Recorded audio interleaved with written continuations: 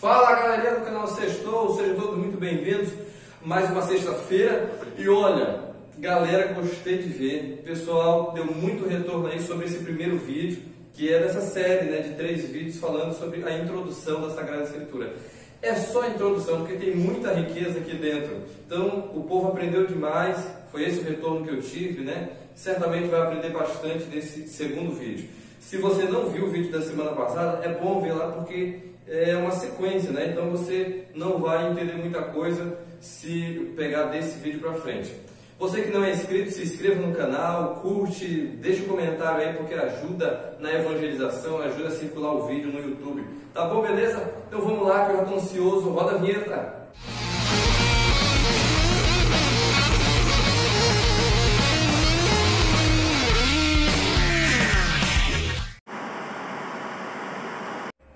Beleza, então, já estamos aqui com a Sagrada Escritura, pega a sua aí também, na segunda carta de São Pedro, no capítulo 1, segunda carta de São Pedro, capítulo 1.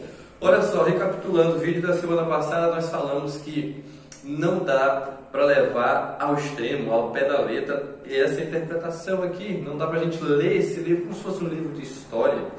Aliás, nós citamos lá os pais da Reforma Protestante, o Lutero, o Calvino, e eles lançam uma ideia seguinte, eles lançam as 5 solas. Aí tem a sola fide, tem a sola gratia, enfim, que é no latim, E uma delas é a sola escritura, ou seja, somente a escritura basta por si só e ponto final. E aí, no primeiro vídeo a gente mostrou isso, não basta por si só a Sagrada Escritura. Por quê? Primeiro Papa da Igreja responde isso mesmo, apóstolo Pedro. Leia aí então comigo na segunda carta, capítulo 1, versículo 20.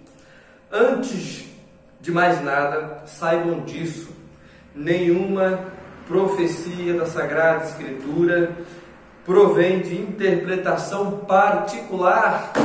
Ô seu Martinho Lutero, João Calvino, faltou vocês lerem essa parte aqui.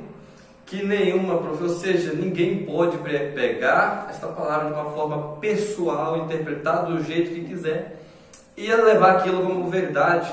O que o apóstolo então está falando? O primeiro Papa, ele diz o seguinte: esta Sagrada Escritura é de interpretação do clero da igreja, ou seja, da liderança deste povo, primeiro que Jesus constituiu os 12, depois os 12 formaram outros e assim foram passando de geração em geração, claro, porque não existia a Bíblia assim prontinha, igual temos hoje, a partir da imprensa, Legal! E aí, o que acontece?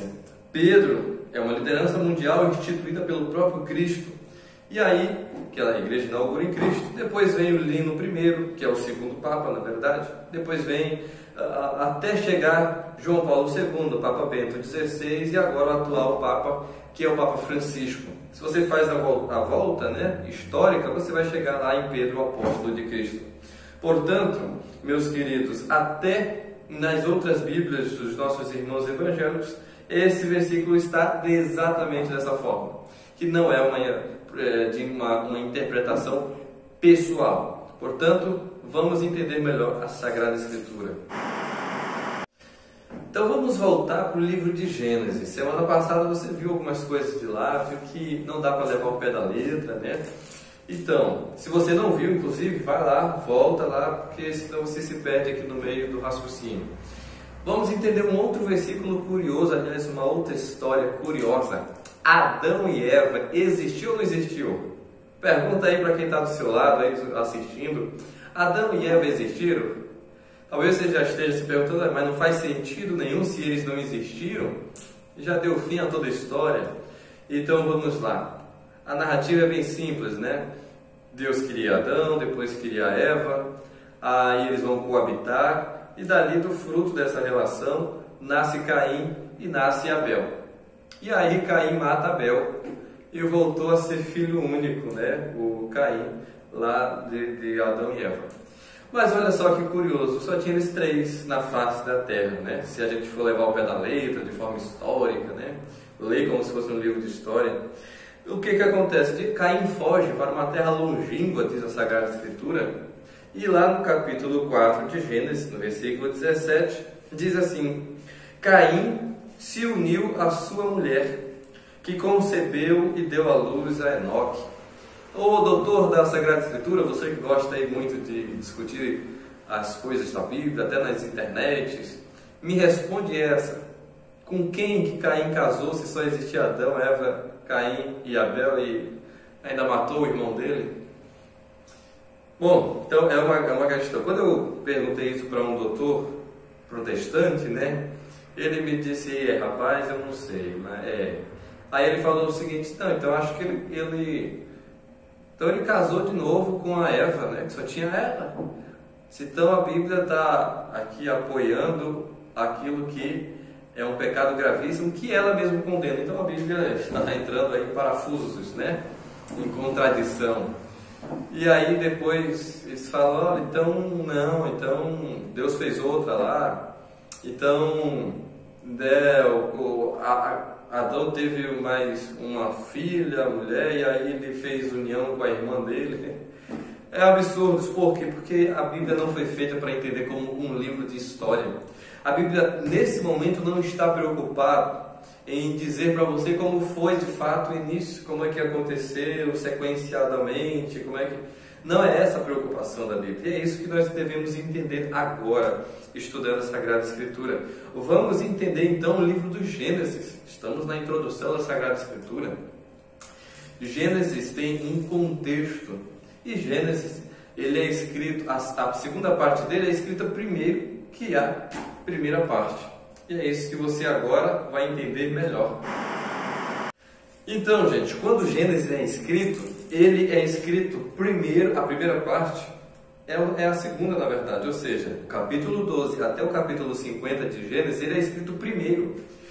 Está escrito em 1250 a.C. Alguns dizem que foi Moisés quem escreveu, ou enfim pediu para escrever. E o que acontece?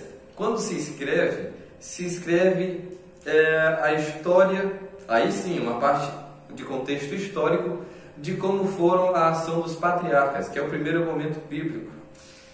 Depois, muito tempo depois, alguns séculos depois, a primeira parte, que é do capítulo 1 até o capítulo 11, é escrito dentro do exílio babilônico.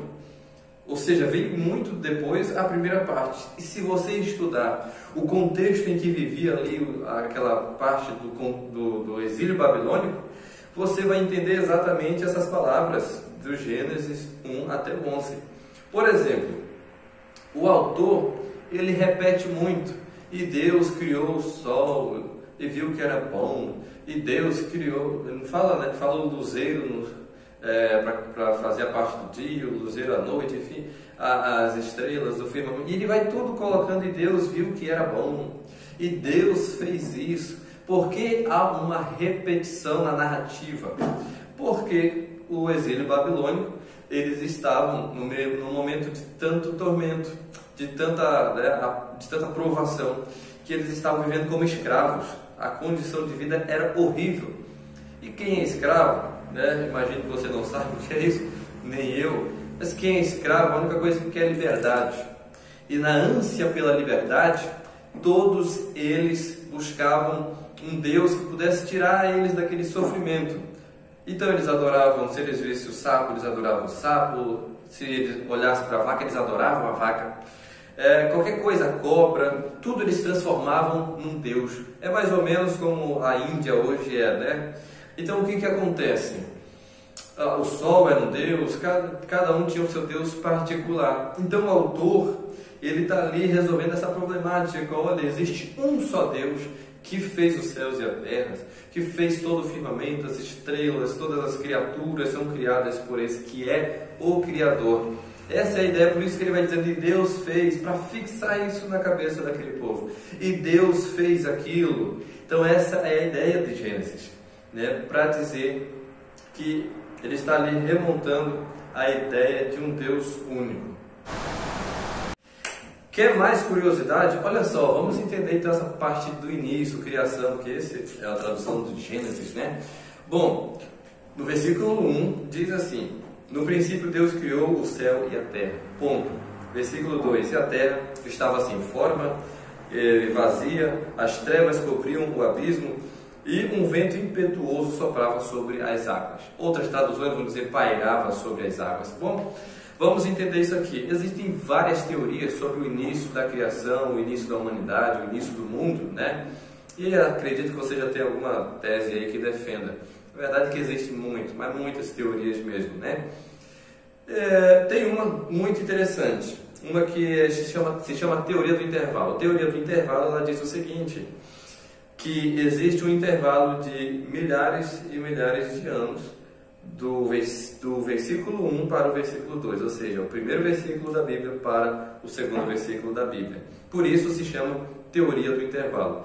Então, no princípio Deus criou o céu e a terra. Aqui existiam os dinossauros, aqui existia o que era no início. E aí veio aquilo que o pessoal chama de Big Bang, né? Cometa atingiu a Terra, ou seja, a grande explosão, que Isaías narra como a queda daquele que era o anjo de luz, o Lúcifer. Ele cai, Gênesis, Apocalipse também fala que varre-se a terça parte das estrelas do céu, narrando também isso. Enfim, vamos resumir. A igreja, ela não diz, olha, acredito nessa teoria ou nessa outra. Ela diz, todas as teorias são válidas, desde que não se exclua Deus do centro da criação.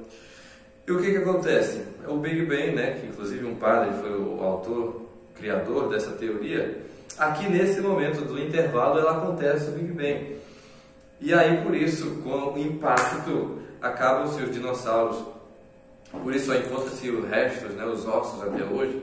E aí a Terra ficou sem forma por causa do impacto, né, da explosão, ficou vazia porque toda a espécie de vida foi à morte por causa do impacto, e as trevas cobriu o abismo, e um vento impetuoso soprava sobre as águas, ou pairava sobre as águas. Aí a narrativa de Apocalipse, que, né, o demônio foi acorrentado debaixo da água, enfim, na própria. Ai daqueles habitantes da terra, porque para lá foi expulso o dragão e tal. Então, nessa narrativa, eles fazem uma ligação uma com a outra. O motivo do Espírito de Deus pairar sobre as águas, talvez você imagine, por que no início tem tudo isso, né? Deus não cria nada de sem forma, vazia. Por qual motivo o Espírito de Deus pairava sobre as águas? Justamente porque era esta a função, então, de prender ali os decaídos, né? Deixar eles aprisionados e sobre essa vigilância. Então, gente, a Bíblia é cheia de curiosidades. Meus irmãos, o vídeo nós já estouramos hoje aqui de novo, né? Mas tem muita coisa ainda para ser falado e a gente vai ficando por aqui. Sexta-feira que vem a gente continua, então deixa o like aí, comenta, dá o seu retorno também e se inscreve no canal, beleza? Valeu, bom final de semana para todos, um abraço, tchau!